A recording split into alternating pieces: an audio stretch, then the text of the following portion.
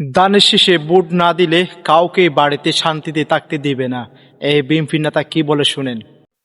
আমি স্পষ্ট ভাবে বলতে চাই, যদি আওয়ামী লীগের কেউ থাকেন এবং সনাতনী ধর্মের যারা রয়েছে, আগামীতে যদি ধানের শীষে ভোট দিয়ে আপনারা যদি বিএনপি কে এই দেশ পরিচালনার সুযোগ না দেন, আমি জিন্না পবিত্র বাড়িতে দাঁড়িয়ে বলে যাচ্ছি, আপনারা কেউ এই বাংলার মাটিতে বসবাস করতে পারবেন না।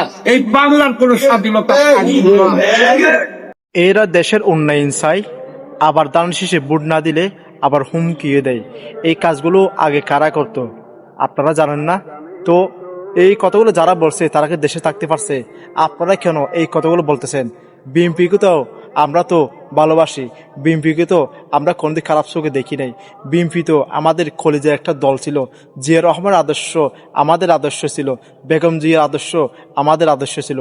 আপনারা কেন এরকম কথা বলছেন?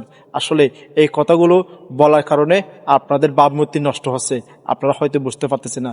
এই ভিডিওটা সবাই শেয়ার করবেন।